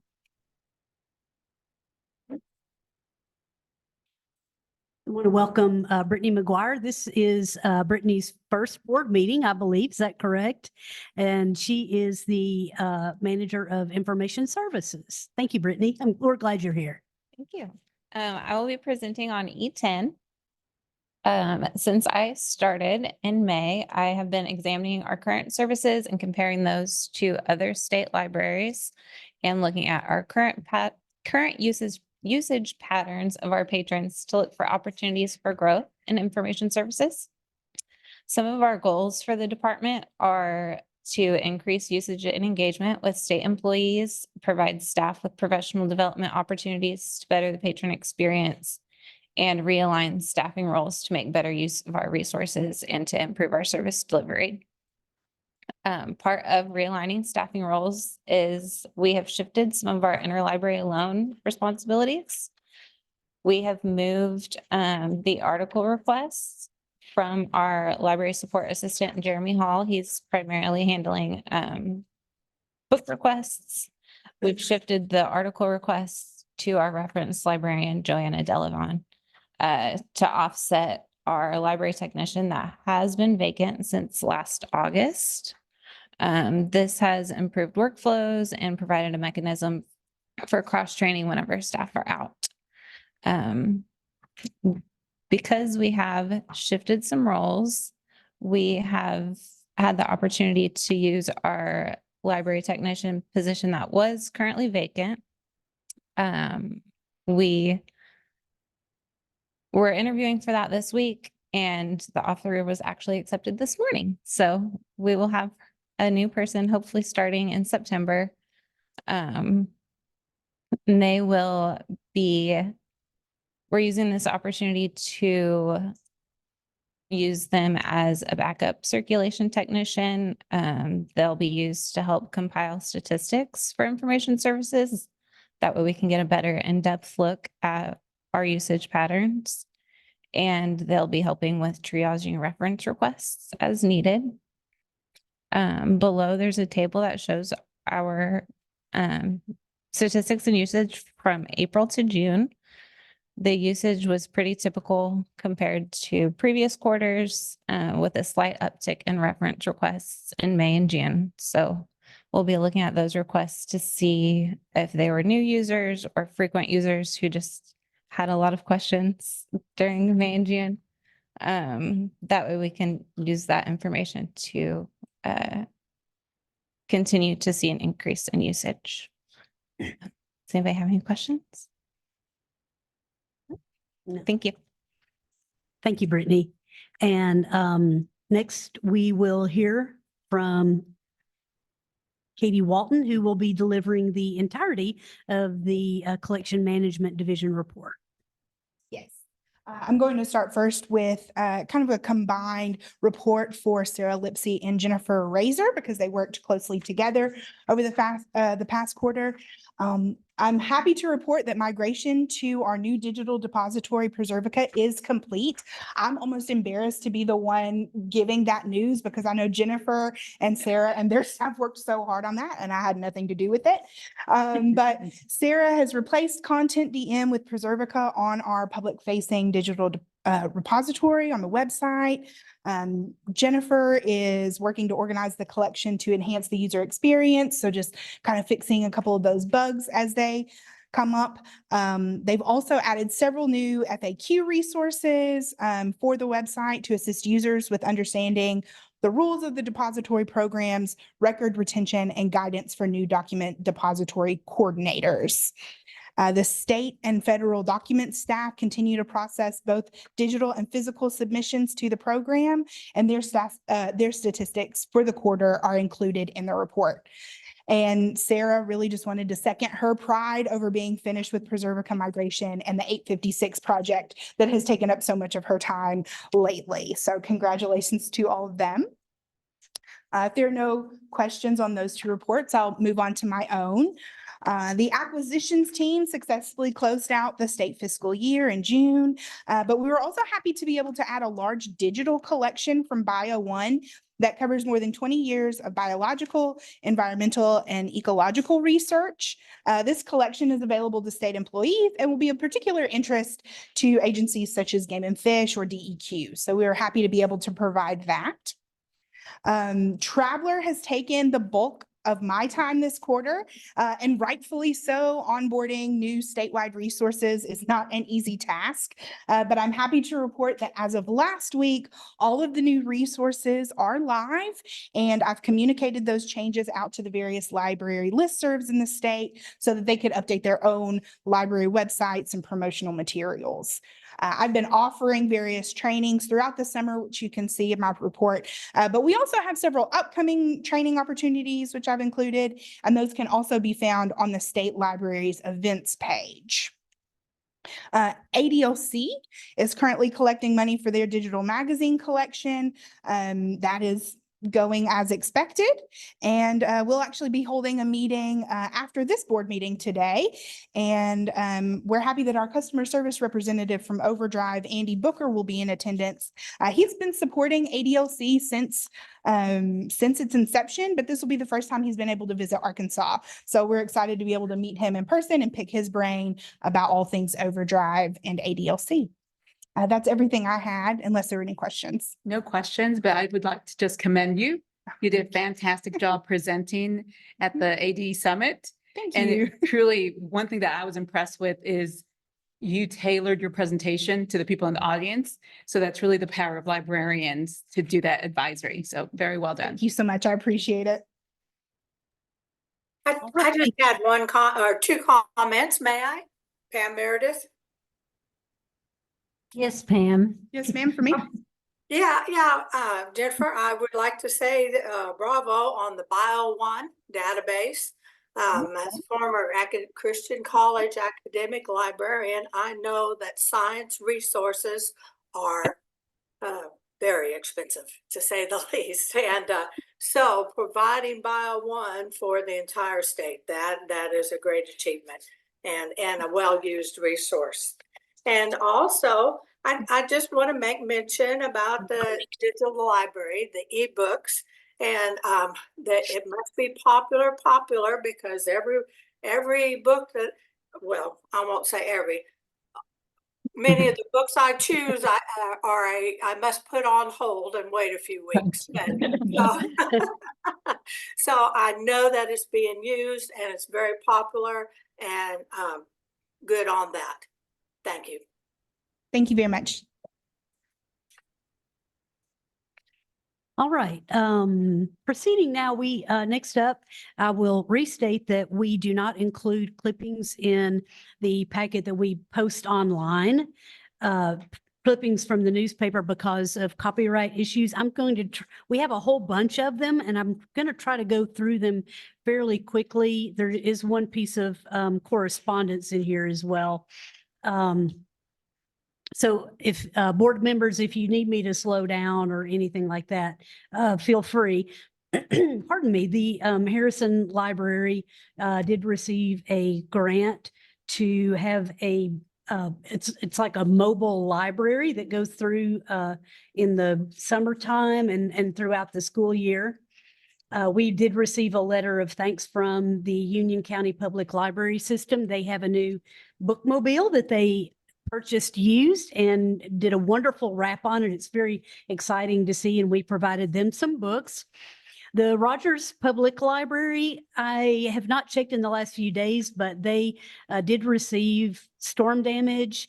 They had their materials were fine, but they had some flooding and fixtures were out, and it has not been, for some time, has not been safe for the public to come in, and they have been really getting out into their community to continue to provide services and also pulling books from in the dark to deliver to people out at the curb. So kudos to them. And I know that they're ready for a rest. The one piece of correspondence that we have is from Candace Bell, and she is thanking us. We had a little communication we had a little bit of miscommunication in getting this information out to the board. I know that some of you did serve on the board with Dr. Josephine Bell, and she did pass away. Unfortunately, she was just a powerhouse in the world of education in general. And so we did acknowledge that with the Bell family, and this is her thanks for having done so. I do like the Bentonville Public Library, which is in the process of expanding, and I think they're about to wrap that up. They have a new automated book sorter to help the library improve. It's also quite a sight to see how the robotics work on that. And I do like this quote from City Council member Octavio Sanchez, who said that he believes the library is the happiest place in town. Next up are a couple of photos, one from the Farmington Public Library of a mural that's going up there. and a photo at another library. I think it was the Malvern Hot Springs Library where the Game and Fish took their tank out. And also at the Camden Library, a presentation that's an axolotl. I'm not sure how I feel about the axolotl, but we have a photo of that in there. The Lawrence County Library hosted a May the 4th program.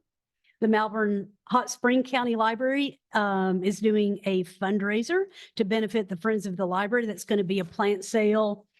The Independence County Library has been on a project to name some facilities, name some spaces in their facility that are receiving upgrades. And they raised a total of $585,000 to do their own work to get those spaces upgraded in their building.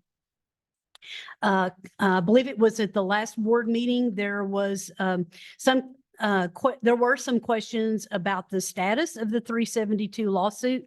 Of course, anytime you put something in a board packet or post it online, it's probably old by the time it gets there. But this is a little bit of a summary for the board members if you're interested in learning a little bit more.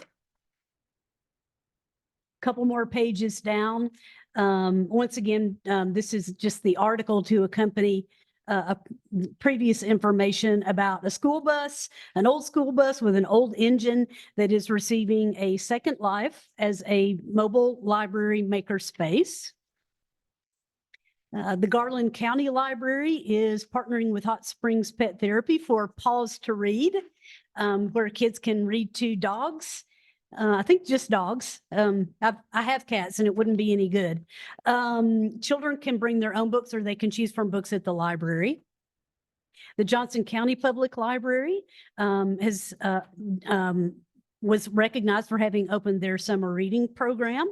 And something that in the article, they get to learn, they get to read, and then when they go back to school and retain some of those reading skills. And this is especially important in rural areas. We know about the summer slide. We talk a lot about it, but I've been reading a lot of, well, not a lot, but I've been reading some studies that is worse in rural areas where they don't have easy access to some of the other enrichment activities that people in more populous areas do. So the work of the public library and the summer reading programs throughout the state are especially important in rural areas. We saw some photos from the Camden Public Library summer reading program, also Farmington. So those were the next two articles.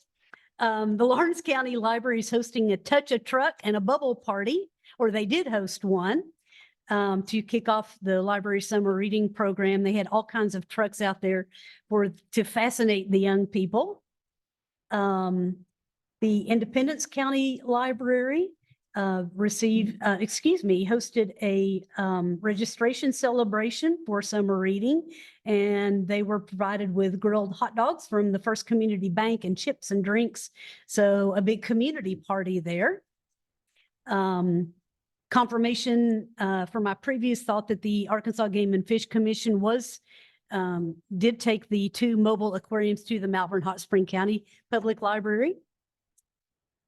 Something else about the Camden Public Library and the visit from animology.org. That's where the axolotl came into play.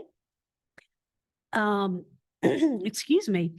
At the Columbia County Library, talk about opportunities that people in rural areas don't often get. Southern Arkansas University taught teens about game design.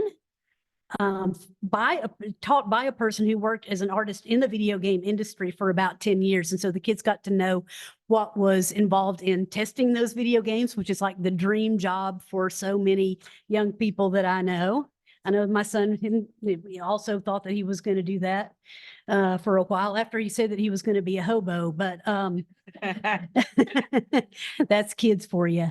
The Garland County Library has added Canopy to their digital streaming services. So that is a free platform for digital streaming with a lot of documentaries and other educational videos and feature films. So that is another way that libraries are helping people who maybe can't afford the plethora of streaming platforms that we're all having to keep up with these days. The Rogers Public Library, that's another article about the tornado damage or the storm damage that they had. And thank you to the Friendly Bookstore in Rogers for opening their business for the first time after the tornado with a sale to benefit the Rogers Public Library. So that's heartening to see a community coming together to support the library, and even after the bookstore had sustained its own damage. All right, we're wrapping up here. The Columbia County Library has added a library of things like puzzles and baking pans and fishing rods and so forth that can be borrowed, and other items that can be used in the library. The Garland County residents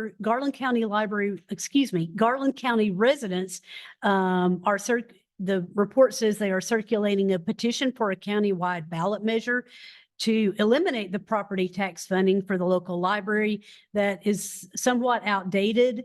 That petition was amended to reduce, but not completely eliminate, property tax funding, and that petition will be on the ballot in November. It's my understanding that there's a similar petition that was successful in Lawrence County as well. All right, last one.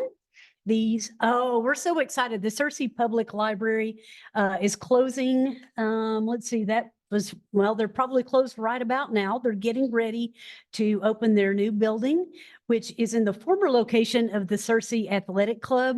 And they're actually even repurposing the walking track for an art collection. It's going to be really exciting to see that. They're also going to have a little coffee spot. And so congratulations to Darla Eno and her staff at the White County Public Library. All right, moving on to item F1. This is just our map of all of the public library systems in the state. We have our list of libraries by their library development districts. There is reflected in that and highlighted one change, which you've already heard about, to the Jackson County Library, that Jennifer Ballard is coming off from her role there. And Tracy May is Lisa May, pardon me, is taking over there. And then Brenda Miner has handed off the torch for the Ouachita Mountains Regional Library to Tracy Hostetler, who just recently received her library degree. And so we welcome Tracy in her new role with the Ouachita Mountains Regional Library.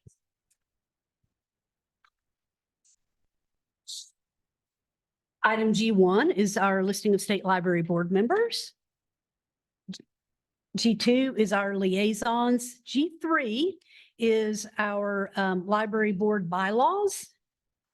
And we do have an amendment that has been that is up for consideration, I would say, at the request of the bylaws committee that has been drafted by the legal team at the Department of Education. And Daniel Schultz is here. Daniel, do you want to? Oh, you can, I guess you can, yeah, come on up. And so I will turn it over to Deborah to shepherd this discussion. Yes, I recognize Daniel to speak upon this. Well, as the board will recall, in its prior meeting, the board voted to ask the department's legal division to draft some language consistent with that discussion. And so we've offered that to you. Fundamentally, it simply gives a 10-day business deadline to ask for new items of business to be placed on the agenda, or you can simply mention it in this meeting for the next meeting. And then section 7 defines essentially a process to determine whether an action item is within the scope of the state library's business. Both sections clarify that they are about action items and that neither section is used to limit discussion. In addition, and this is something I think we raised when looking at a prior question, we realized that the bylaws required the meetings to be governed by a document that's no longer in print. I had to go to a library to find it. And so we just wanted to update that to a more up-to-date reference document that kind of takes account of Zoom and all that sort of stuff. So I'm available to answer any questions. I know this was Member Bales's request. So anything from me, please let me know. Right, and Joanne Campbell, who is with us, correct? Yes, yes, I'm Yeah, on thank Zoom. you. I'm sorry, Joanne, you're behind me, so I don't see much, but you're the chair of the committee as well. So we just wanted to acknowledge that.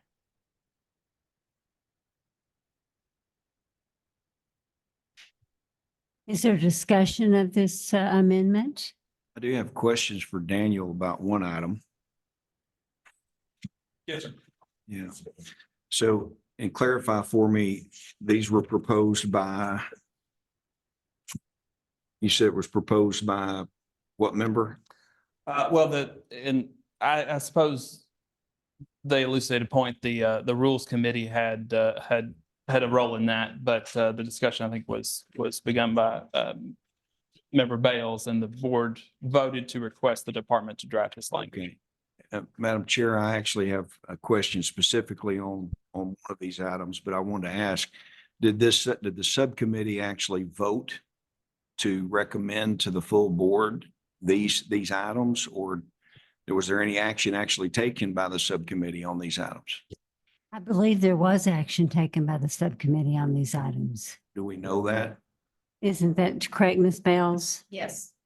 So was there a vote taken to propose to recommend these to the full board? Yes. Yes. Okay, Yes. Mr. Chair, state that? Yes, yes. The committee recommended this to the full board. And Okay, the committee also asked for the language to be in proper form.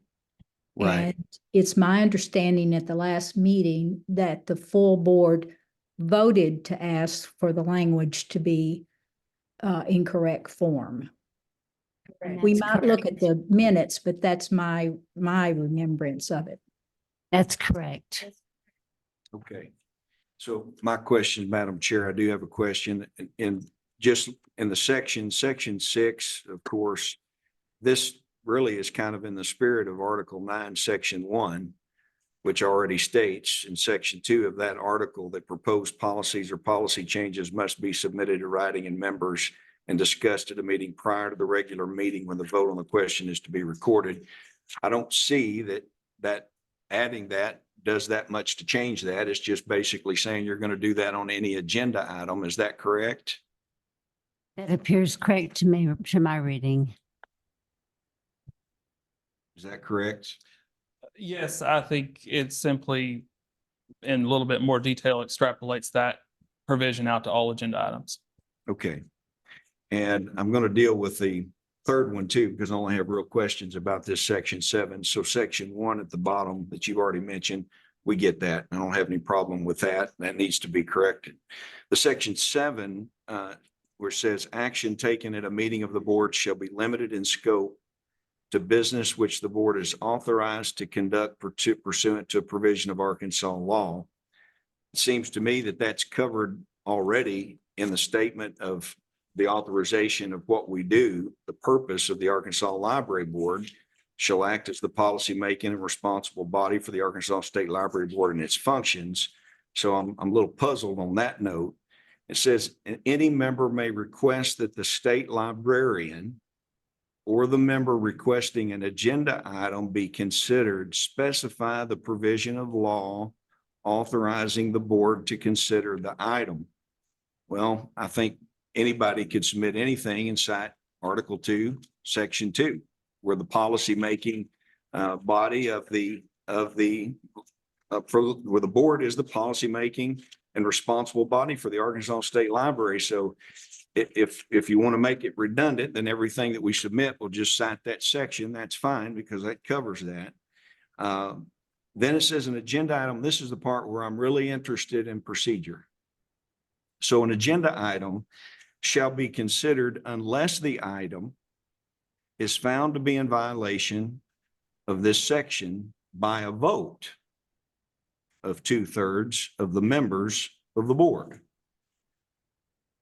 So how do you have an agenda item that's going to be taken up at a subsequent meeting, have a vote taken by a body that's not in session to consider whether the agenda item should be there? Well, I think It seems to me that you're asking for the convening of the body to start voting on everything that's on the agenda, if it's questioned. Is that correct?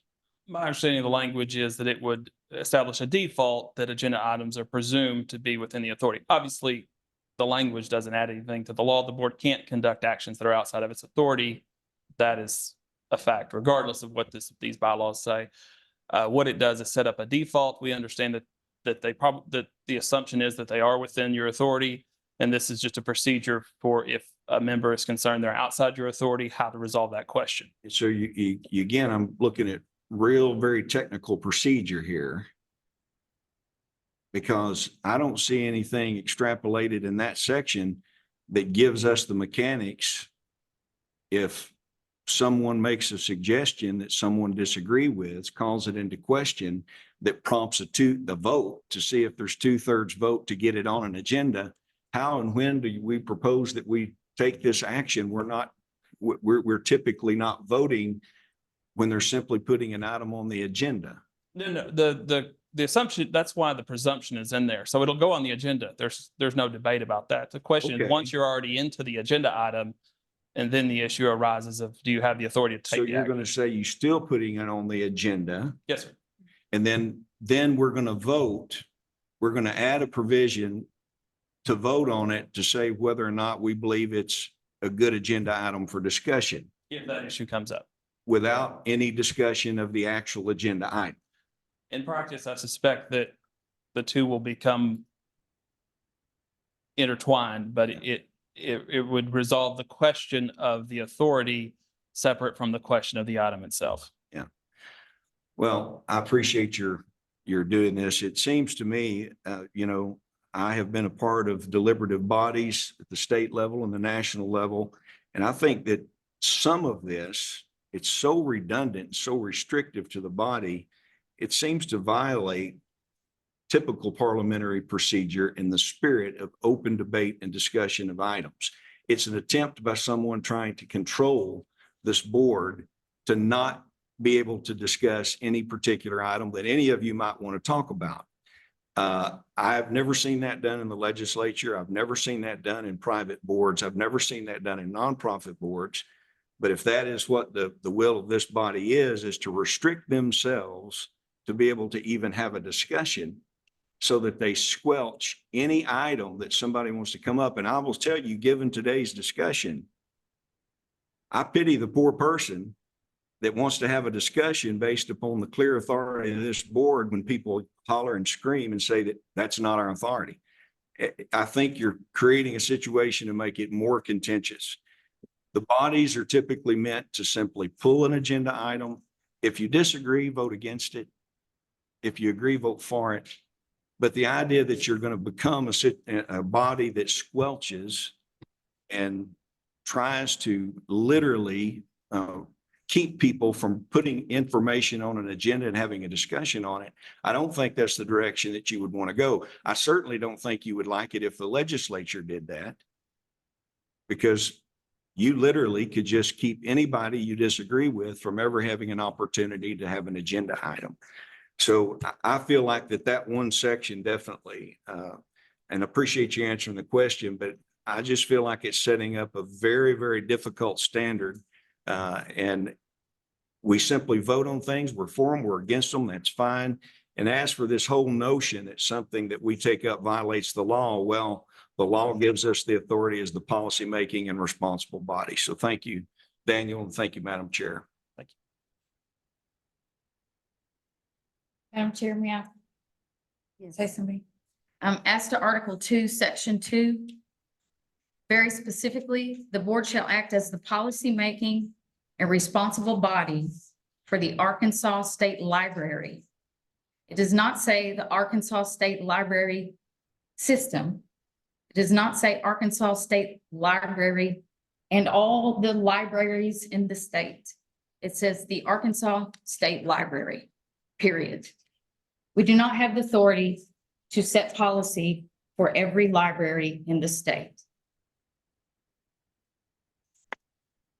Madam Chair, statement is fine, but the statement's not relevant to discussion of the parliamentary procedure and changing the bylaws, but thank you. I would like to respond to that also.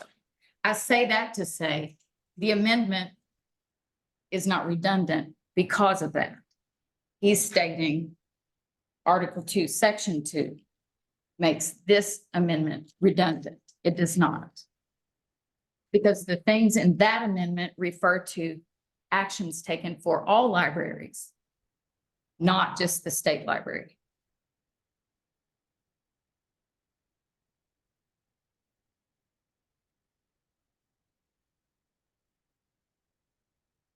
And it also clarifies his statement earlier where he asserted that we do have the ability to set policy for all libraries in the state. And he referred to this once again, and we do not. We have the authority to set policy for the Arkansas State Library.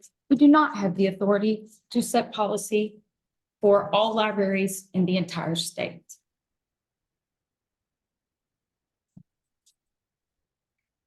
Is there a motion on this amendment?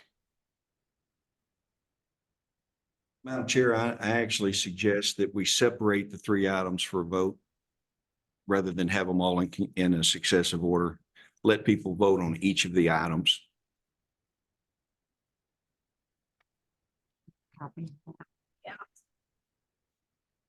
Three items, I think.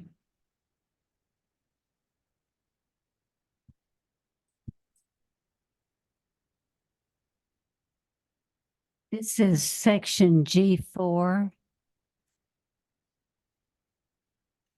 And it's proposed amendments to the Article 7 of the Arkansas State Library Board bylaws. Add the following language following Article 7, Section 5. Section 6. Is there a motion made to pass Section 6 of this proposed bylaw amendment? I move that we pass Section 6 and add it to the bylaws. Is there a second? Pam Meredith. All in favor? Aye. Aye. Aye. Aye. All opposed? This is proposed amendments to Article 7 of the Arkansas State Library Board bylaws, Section 7. Is there a motion to add Section 7 to the bylaws? I move that we accept Section 7 and add to the bylaws. Is there a second?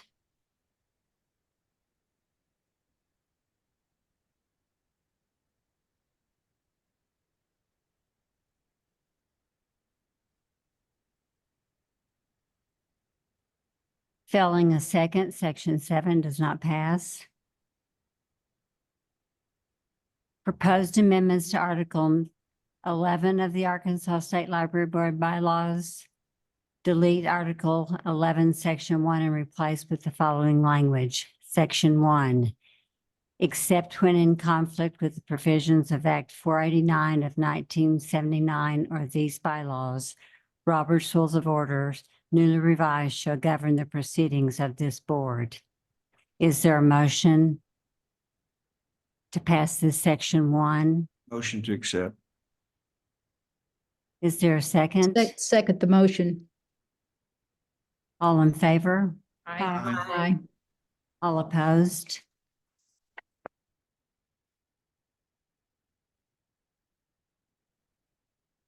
Section 1 has passed.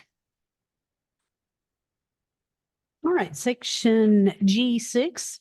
These are our standing committee assignments, just for the record. G7 is our key staff members for the Arkansas State Library. You'll note the addition of Brittany McGuire to that list. And finally, section G8, which is included for reference and is the calendar for 2024 state holidays and state library board meetings, indicating that our next board meeting will be on November the 8th. And no vote necessary on that. That's for information only.